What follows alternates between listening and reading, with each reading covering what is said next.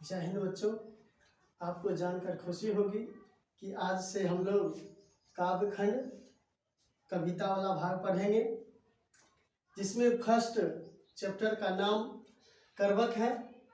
करवक chapter बहुत ही मज़ेदार उम्दा है, जिसके लेखक मलिक मोहम्मद जैसी जी हैं। हम लोग सबसे पहले चैप्टर पढ़ने से पहले कवि परिचय जानेंगे, क्योंकि कवि परिचय बहुत ज़रूरी है। इससे भी हमारी परीक्षाओं में प्रश्न पूछा जाता है और हम कवि परिचय को मज़ेदार ढंग से पढ़ेंगे। उसके बाद हम लोग करवक को दो भागों में बांटा गया है, 1 और 2। हम लोग दोनों करवक को और मज़ेदार ढंग से पढ़ेंगे। पहले आइए हम लोग करवक के जो लेखक हैं मलिक मोहम्मद जैसी जी, इनके जीवन परिचय से परिचित हुए।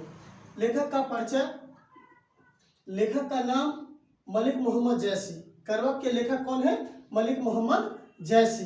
इनका जन्म देखिए 15वीं शती उत्तरार्ध अनुमानतः 1492 में हुआ था। इनका जन्म कब हुआ था? 1492 में। 1492 अनुमानतः है, फिक्स नहीं है। फिक्स नहीं है, हो सकता है उस टाइम में तिथि इनके माता पिता नहीं पता किए होंगे, जिसके कारण ये अनुमानतः है, करेक्ट नहीं है। उसके बाद इनका जो मृत्यु है ये भी अनुमानतः 1548 है, ये भी फिक्स नहीं है। एक होता है कि हम लोग के टाइम में ओरिजिनल जन्म तिथि या मृत्यु तिथि लिखा जाता है, लेकिन क्या था कि उस टाइम में नहीं था, जिसके कारण ये सर नहीं लिखा गया होगा। इनका जो निवास स्थान था मित्रों, इसका निवास स्थान जायस था। क्या था? जायस, जो कब्र अमेठी उत्तर प्रदेश में है। जो कब्र कहाँ में है? कब्र अमेठी उत्तर प्रदेश। उत्तर प्रदेश जहाँ के मुख्यमंत्री अभी योगी आदित्यनाथ बने हैं। कहाँ? उत्तर प्रदेश। और मुख्यमंत्री कौन बने हैं? योगी आदित्यनाथ। कई बार क्या होता है कि शहरों के नाम से लोग अपना नाम जोड़ लेते हैं, जैसे राहत इंदौरी साहब, वो इंदौर के थे तो उनके नाम में राहत इंदौरी था। ये जायस के थे तो शायद इसीलिए मलिक मोहम्मद जैसी। अब तो पता चल गया होगा कि जैसी इनके नाम में क्यों लगा है। पिता का नाम, इनके पिता का नाम था मलिक शेख ममरेज। मलिक शेख ममरेज यानी मलिक राजे अशरफ। इनके पिता का नाम मलिक शेख ममरेज यानी मलिक राजे अशरफ। आप लोग सब कमेंट बॉक्स में लिखिए, ताकि आपका अभ्यास भी होता रहे, आप भूलेंगे नहीं। जितना जल्दी, जितना बार आप लिखिएगा उतना आपको बहुत ज़्यादा याद रहेगा। आपको एग्जाम में काम देगा, अच्छा नंबर लाएंगे। और मैं चाहता हूँ भी कि आप अच्छा से अच्छा नंबर लाए। आपके लिए ही तो हम कर रहे हैं सारी चीज़, आप ही के लिए कर रहे हैं। इनके देखिए गुरु जी का नाम है सूफी संत शेख मोहदी। सूफी संत शेख मोहदी। और जैसी जी भी थे वो सूफी थे, वो सूफी संत थे। और इनके गुरु जी का नाम था शेख मोहदी। और दो गुरु जी थे, एक का नाम था सैयद अशरफ जहांगीर। सैयद अशरफ जहांगीर। एग्जाम में पूछा भी जाता है कि जैसी जी के गुरु जी का क्या नाम था, तो आप बताइएगा। सैयद शेख मोहदी और सैयद अशरफ जहांगीर। पिताजी का भी नाम पूछता है, कई बार हम देखते रहते हैं एग्जाम को लगातार। तो उसमें एक बार पूछा था कि जैसी जी के पिताजी का क्या नाम था, तो मलिक शेख ममरेज। मार दीजिएगा। इनकी बेटी, इन्होंने क्या किया कि ये बचपन में अनाथ हो गए थे। इनके माता पिता छोड़ गए थे, ये अनाथ हो गए थे। बड़ा गरीबी था इनके पास। सबसे बेशरम चीज होती है, देखो भाई, गरीबी। ये उम्र नहीं देखती है कब आ जाती है और क्या क्या हालात ला देते हैं। ये बहुत ज़्यादा दुखदायक था। ये क्या करते थे, गरीबी के कारण, अनाथ होने के कारण बचपन में साधु फकीर के साथ भटकते हुए बचपन बिताए। मतलब कि जैसे हम लोग आज के बच्चा देखेगा कोई भटकेगा नहीं, क्योंकि उनके माता पिता बहुत ज़्यादा पढ़े लिखे हैं, उन पर ध्यान देते हैं। हम लोग के खुद माता पिता बहुत ज़्यादा ध्यान देते हैं। आज भी लेट हो जाता तुरंत खोजना शुरू कर दे, कहाँ है, कॉल कर देते हैं। लेकिन उनके माता पिता नहीं थे। सोचिए, माता पिता नहीं थे, कौन देखने वाला था? तो ये साधु फकीर के साथ घूम फिर के भटकते थे। उन्हीं के साथ कुछ खाना पीना मिल जाता था तो खा पी लेते थे। इनका व्यक्तित्व देखिए, व्यक्तित्व था चेचक के कारण रूपहीन हो गए थे। चेचक आप लोग जानबे करते हैं। चेचक के कारण क्या होता है कि दाग धब्बा आ जाता है, जिससे हमारा जो सुंदरता है वो खत्म हो जाती है। और इनका बाईं आंख और कान से वंचित थे, ये बाई आंख और कान से वंचित थे। इनका आंख और कान बामा जो था वो दोनों खराब हो चुका था। इनकी कीर्तियां हैं पद्मावत। पद्मावत एक फिल्म भी बनाया गया इस पर, जिसमें राजा रतन सेन जी हैं। इनका लिखावट अखरावट है, आखिरी कलाम है, चित्ररेखा है, कहरनामा है, मसला है। इसी मसला इसका एक नाम है मसलनामा। मसला पूछे या मसलनामा पूछे, आप दोनों में से ठीक लगाइएगा। कई बार एग्जाम में यह भी पूछा जाता है कि अखरावट के लेखक कौन है? मलिक मोहम्मद जैसी। पूछ देगा आखिरी कलाम के लेखक कौन है? मलिक मोहम्मद जैसी। इसमें से कुछ भी पूछ सकता है। एक ध्यान रखिएगा, मसला या मसलनामा, मसलनामा, मसला या मसलनामा, ये भी मलिक मोहम्मद जैसी का लिखा हुआ है और दोनों नाम एक ही हुआ। एक यहाँ पर देखिए पद्मावत। पद्मावत एक बहुत अच्छा मूवी बना था जिसमें राजा रतन सेन जी चित्तौड़ के राजा थे। इनके बारे में बताया गया, एकदम प्रेम का कहानी है, एकदम प्रेम का एकदम कविता, एकदम पूरे जोशीला है। आपको थोड़ा बता देते हैं कि ये कहाँ से आया।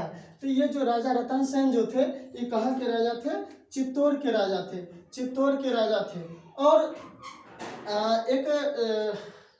देखिए राजकुमारी थी पद्मावती। पद्मावती देखने में बहुत सुंदर थी, इंटरनेशनल क्रश। ये सिंघल द्वीप अर्थात सिंघल द्वीप श्रीलंका का ही नाम था। श्रीलंका की रानी राजकुमारी थी कौन? पद्मावती। इसके पिता का नाम था गंधर्व सेन की ये पुत्री थी कौन? पद्मावती। पद्मावती की माँ का नाम चंपा था, जो गंधर्व सेन की पत्नी थी। ये बहुत अच्छी देखने में थी। इनके पास एक सुगा था जिसको हम लोग तोता कहते हैं। तोता था, वो एकदम मनुष्य रूप में बोलता था। जिसको एक बार क्या हुआ कि राजमहल से वो तोता उड़ के कहीं चल गया और बहेलिया ने उसे पकड़ लिया। जिसको हम लोग तोता क्या कहते हैं, उसको पकड़ने वाला, पक्षी पकड़ने वाला बहेलिया, उसको पकड़ लिया और उसको बाजार में आके बेच दिया। यह चित्तौड़ का एक जो व्यापारी था उसको खरीद लिया और वो रतन सेन को बताया कि राजा जी यहाँ पर एक तोता आया है, वो बोलने वाला है, मनुष्य की तरह बात करता है, उसको खरीद लिया जाए। तो राजा थे एकदम बोले कि खरीद लिया जाए। खरीद लिए। और क्या हुआ कि एक बार वो शिकार करने के लिए राजा रतन सेन चल गए। तो ये जो तोता था ये बात कर रहा था किसका? पद्मावती का बड़ाई कर रहा था कि सिंघल द्वीप की लड़कियां बहुत अच्छी होती है, हमारी रानी पद्मावती बहुत अच्छी है। अब इसका जो राजा रतन सेन की पत्नी थी नागमती,